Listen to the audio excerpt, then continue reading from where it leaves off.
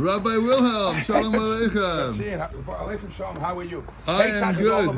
Pesach is all about chipazon, fast. We missed the moment.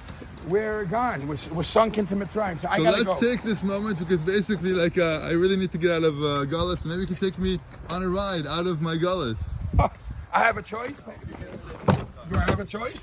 What do you mean? Of course you have a choice. Oh, look at this. Again. What are these? Can I have some of these to give out to my friends? Yes. Okay, wonderful. Thanks for making my car dirty. You went through the car wash. I went through an extensive Pesach cleaning, and you're making my car dirty. How can I help you, Ben Sia? Where do you want to go? I want to go Arois. Arois from Galus, Arois. Isn't there a song like that? Well, I'm sure that there's more than one. But Anyway, we can't just sing the song. We have to live the song. That's So, right. whoa, these haggadahs are falling all over the place. Yeah, but why are you? What's this camera on the road? One second. This is a little funny one. Let's get this haggadahs off of the ground. And how can I help you? look, these I can't believe that you printed this new book. Sure, a lot of people are going to enjoy it over the holiday. Did you read maybe it? Maybe you could tell me something from the book so I could be inspired for this amazing holiday. By the way, today's the Rebbe's birthday. Yeah. Maybe you could tell us something about Yud Aleph Nisan, also to get us in the mood of celebrating such a light. So I want to share with you a vart I saw from the Rebbe today that changes the perspective, how a Yid should look at everyone in their own situation. Okay, in general, there's a question because we title Pesach in davening. We call it Zman Cheruseinu, the day of the season of our freedom.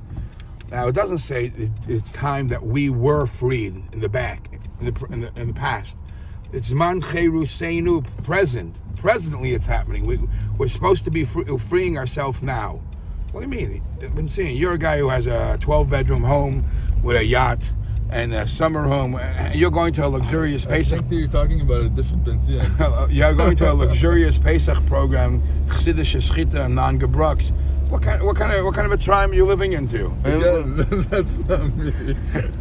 Is that you? No, I don't go these. You drive. I saw the cars you drive, a Lexus and a Lamborghini. Come on, I think we need to check your glasses. I think there's something wrong with so what kind of a time are you in now that you have to be freed from a time?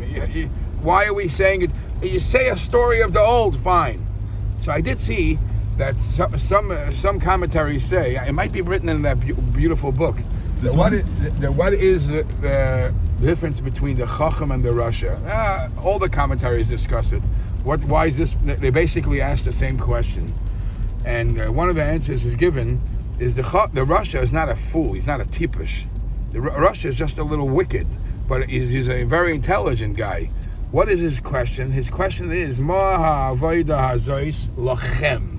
Which means to say, yes, the story of Mitzrayim happened, the Yidden were there, and it was a sad period of time, and God was kind enough to redeem us, all beautiful. But what does it have to do with Lachem?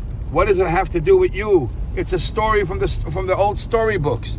Why are we celebrating it? What does it have? The Chacham, the Rasha turns to his people and says, fine, let's believe it and all, but what does it have to do with you? And that's what we have to internalize during the season of Pesach, the season of Zman Cheruseinu, is everything about the story has to do with me, and I have to feel that freedom. Now, I heard a beautiful definition to define the difference between the mentality of slavery versus the mentality of freedom. The mentality of slavery is, when I see it, I'll believe it. If I see it, I'll believe it. The mentality of freedom is, if I believe it, I will see it. So again with the hummingbird here. It's like by Shira Sayom, there was hummingbirds and everything. We're not up to that. It makes out you say something interesting. It has an impact. So then I say, So then you should be. That's thought-provoking. According to that, you should be humming the whole time I'm talking. That's why I have to keep myself quiet. Otherwise, nobody's gonna be able to enjoy you. Anyway, Ben Sia. So back to things. So we have to. The Yetzias Mitzrayim of today is not okay. You could have your yacht, you could have your boat, you could have your summer home and your Lamborghini and all that. but you're still in a Mitzrayim because your mindset is a Mitzrayim mindset. You have to redeem yourself from that Mitzrayim mindset. What does it mean? In davening, we say a double lashon. We say Mitzrayim Ge'altanu, Umi Beis Avodim Pidisanu. The Eibishter redeemed us from Mitzrayim, but we don't stop there. And He also freed us from the house of slaves. So in Mitzrayim, there are two parts. The Eibishter could have taken us out of Mitzrayim and left us, taken us out amongst the Egyptians, freed us from the slavery of the Egyptians, and left us there as big shots, as maybe even in control. But then we'll still be stuck with the mentality of Mitzrayim. And the Eibishter says, no, it's not only a physical slavery, there's much deeper. It's a spiritual slavery. It's two separate points. And the spiritual slavery is for sure still happening now. And we have to change our mindset and free ourselves from that spiritual slavery. I saw a letter from the Rebbe where the Rebbe tells somebody, and so Yudalf Nissen, we have to mention our Torah from the Rebbe, for Erez Levi and for Zushi Kunya, and for many other people who say we always have to say a Torah from the Rebbe. So the Rebbe says to a college student who was saying living the life of Judaism and all the restrictions seems to be the opposite of freedom. And the Rebbe gives a beautiful analogy. He says, excuse me, if you go onto a plane, is there any normal person that's going to say, I have to get from point A to point B, and it's thousands of miles away, but I'm not going on the plane because I haven't studied how the plane flies in the air, how it takes off, and how it lands? No. Once you know that there were wise men that studied it and they established that according to the rules of science it makes sense, you're willing to accept it. And you won't invest your time to study those things. You won't invest in time to figure out why a certain pill heals a certain sickness because others before you have done that.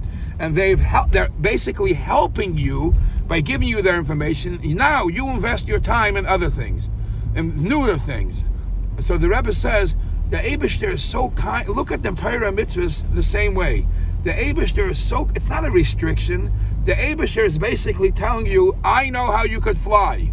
And I know what's good for you. I know what's true freedom. These are the buttons. These are the actions that you do, and you will achieve true freedom. Why go through the hardships and why delay things and figure it out? Just do what I'm telling you. I gave you this present. Lekach tov nasati lechem teirasi al tazoivu. The Eibishter tells us how to be free. Don't look at it as a restriction. And this is the ultimate point of Mitzrayim. The ultimate point of Yetzias Mitzrayim is release yourself from the slavery of the mentality of Mitzrayim and be a free man. When? How do you become a free man? Accepting the rules of the Eibishter, who gave us the guidance, the blueprint of how a person becomes free. A kosher and freilich and Pesach. Ja, kosher and freilich and Pesach.